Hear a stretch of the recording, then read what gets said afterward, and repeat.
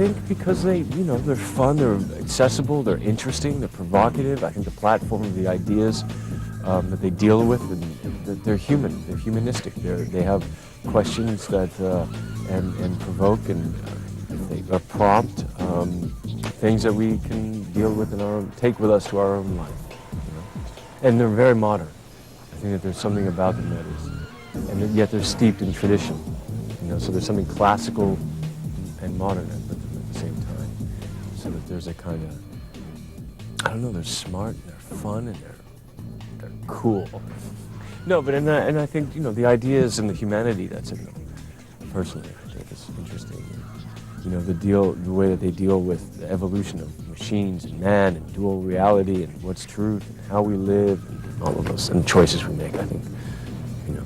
Keanu's salary was as stratospheric as the film itself.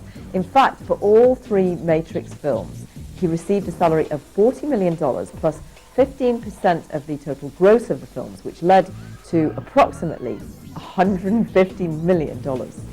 This instantly propelled him into the league of megastars such as Tom Hanks and Tom Cruise, who have that rare combination of global appeal, creative control, and having a huge share of their film's profits.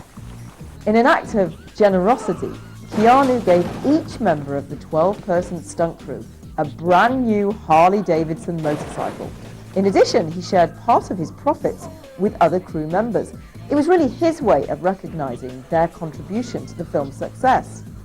Up next, with the world at his feet, so to speak, we'll see what new direction Keanu decided to take in his career.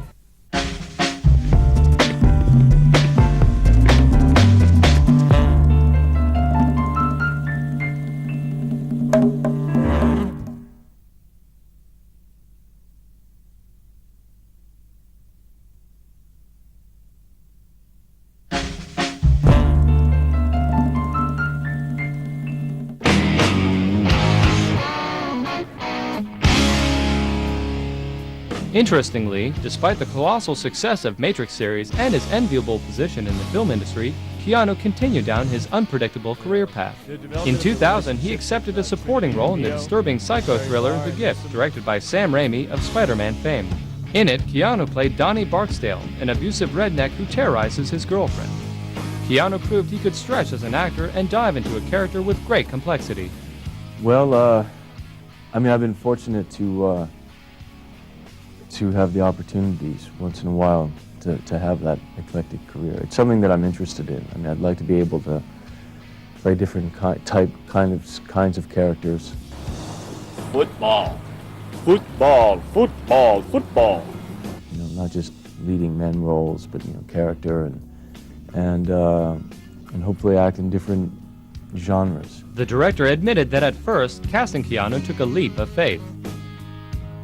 I was caught into believing the media's portrayal of him and the movie's portrayal of him as a nice guy, a guy who was, you know, kind of goofy and funny. But it's just a character like any other actor creates. And when I met him, I realized that he's really a craftsman, an actor, and he's dedicated and really had a very intelligent take on the role of Donnie Barksdale. So I thought about Keanu as the villain. He has a sexuality to him that another villain wouldn't have had. And to think about why Hilary Swank's character stays in the relationship with Keanu, it's not just that she's caught in a cycle of abuse, but this guy is sexy, he's good looking, and she digs him. So I understand that. And it's not pleasant, but it's probably true. And it suddenly added another dimension to the picture that I thought was right. And it was unexpected and real. And so suddenly it was a great casting choice. Reeves also welcomed the opportunity to explore the dark emotional side of his character.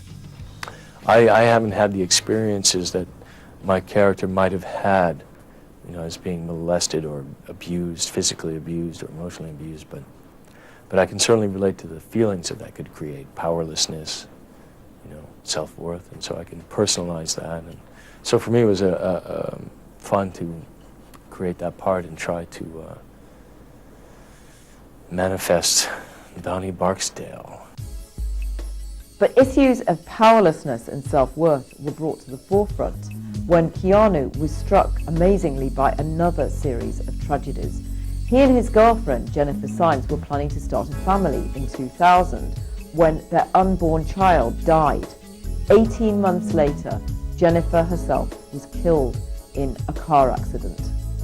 Also, at the same time, his sister was still battling leukemia. For someone who grows up in a family that has been beset by turbulence and moving around, a lot of inconsistency, moving from country to country, that can become a figural issue later on in life, to the desire to settle down and to start a family and to put down roots. And so when that interest is interrupted, when it's ripped out even, that can be especially traumatic and put this whole issue really to the forefront of finding continuity and settling down. Keanu's often seen at red carpet events and premieres, accompanied by his sister and mother, who now works as a dress designer. What's astonishing is that he's emerged from these personal traumas without his career being seriously affected. He went on to star opposite some of Hollywood's leading heavyweights in the hilarious Something's Gotta Give. This is real acting.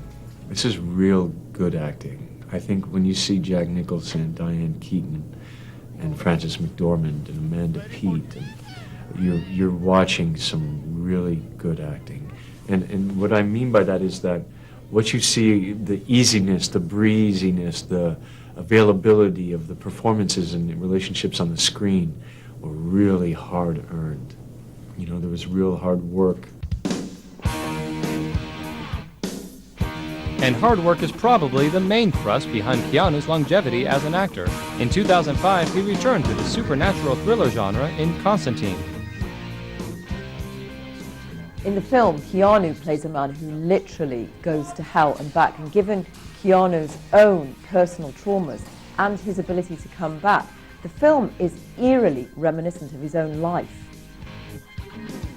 Go into the script and the story, and you try to have a perspective on it and collaborate with your director and the artists. And so there's there's your past, your history, your life that you've lived. And then there's what the script is bringing to you, and so you try to do you try to be rational up until they say action, and then you kind of let it go. So you want to have a perspective and a point of view, and emotionally I try to identify with the character, its thoughts and its feelings. To try to place Keanu Reeves into a particular category isn't an easy job. If Tom Hanks is America's everyman, Jim Carrey is the funny man, then Keanu is more of a blank slate onto which the audience can really project itself. And Keanu himself is really puzzled at what the audience, what filmgoers make of him. The perception of me, I don't know. I don't know the base perception of me. So I don't know. Is there one perception of me that to be the reaction against? I don't know. No matter, Keanu Reeves has a long and certainly very productive career still ahead of him.